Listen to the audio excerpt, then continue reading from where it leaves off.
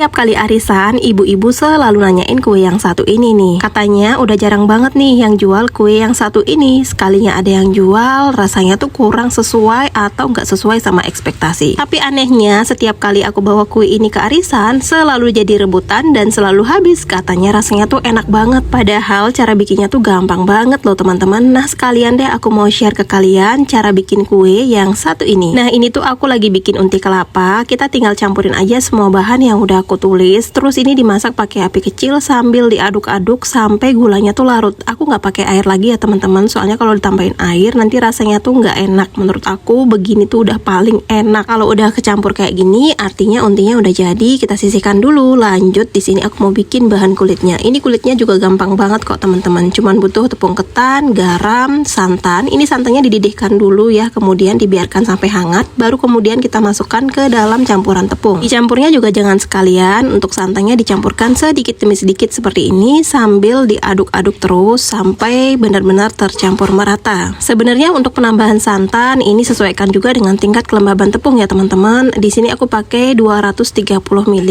Ini pas banget untuk adonan yang mau aku bikin karena aku mau teksturnya tuh kenyal banget. Nah kalau udah semua santannya masuk, tinggal diulen aja sampai dia kalis seperti ini. Dan terakhir tinggal tambahin aja dengan 1 sendok makan minyak. Nah ini minyaknya tinggal kita aduk lagi atau kita campur lagi hingga tercampur merata, dan tekstur akhir adonannya tuh kurang lebih seperti ini ya teman-teman, nggak terlalu keras dan tidak juga terlalu lembek. Sekarang kita masuk ke tahap pembentukan. Kita siapkan dulu daun pisang. Ini daun pisangnya udah aku jemur, boleh juga dibakar atau boleh juga dikukus atau diangin-anginkan semalaman. Pokoknya intinya biar sampai layu gitu, jadi nanti ketika kita pakai untuk membentuk dia nggak gampang sobek. Nah cara ngebentuknya kalian bisa perhatikan di video ya, aku jelasin sedikit ya teman-teman. Kita lipat dulu di bagian salah satu ujungnya, kemudian ambil secukupnya adonan. Lalu adonannya aku pipihkan terlebih dahulu seperti ini. Kemudian aku ambil kurang lebih sekitar 1 sendok makan unti kelapa yang udah kita bikin. Dirapi-rapikan, terus tambahkan sedikit adonan untuk penutup di bagian atasnya. Nah kalau udah ini tinggal kita tutup aja kedua bagian sisi daunnya, dirapi-rapikan, kemudian dilipat kembali yang di bagian ujung satunya. Nah kalau daunnya ada kelebihan seperti ini teman-teman tinggal potong aja pakai gunting sampai dia tidak terlihat lagi seperti ini ya. Nah di sini aku kasih tahu lagi sekali ya teman-teman cara ngebentuknya. Ini gampang aja, kalian tinggal perhatiin aja di video. Stepnya sama seperti yang tadi. Tapi teman-teman kalau kalian nggak suka bentuk yang seperti ini, bisa banget kok dibungkus dengan bentuk yang kalian inginkan atau bisa berkreasi sesuai dengan selera masing-masing. By the way menurut aku kalau kue kayak gini tuh letak enaknya tuh di unti kelapanya ya teman-teman. Unti kelapanya tuh harus enak, pakai gula merah yang rasanya enak atau kalau perlu gunakan gula aren biar rasanya tuh benar-benar enak.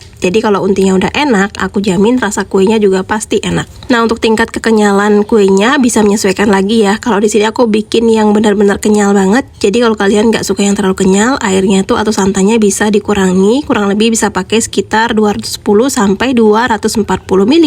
Nah kalau semua adonannya udah selesai dibungkus, tinggal ditata aja di dalam kukusan seperti ini. Untuk satu adonan yang aku bikin tadi, jadinya tuh kurang lebih sekitar 13 pieces ya teman-teman. Ini tergantung juga dengan besar kecil adonan yang kalian bikin. Nah di sini aku udah siapkan air yang udah mendidih, kemudian aku letakkan kukusan di atas air mendidih dan ini tinggal ditutup dan dikukus selama kurang lebih 25 menit atau sampai daunnya berubah warna seperti ini. Nah kalau udah tinggal diangkat dan ini dia kuenya, hasilnya seperti ini ya teman-teman. Nah sekarang aku mau kasih lihat ke teman-teman untuk bagian dalam kuenya dan juga teksturnya seperti apa. Tuh teman-teman bisa lihat sendiri ya, meskipun daunnya tuh nggak dioles pakai minyak, tapi ini adonannya tuh nggak lengket karena tadi pas kita bikin adonan itu udah dikasih minyak. Jadi segitu aja udah cukup ya teman-teman. Cuman kalau untuk di tangan memang udah pasti bakalan lengket. Aku tuh kalau bikin kue ini suka banget untinya tuh yang banyak, apalagi kalau untinya rasanya enak. Mantep banget teman-teman. Oke deh teman-teman, kuenya udah jadi. Kalian jangan lupa recook ya, dan selamat mencoba di rumah.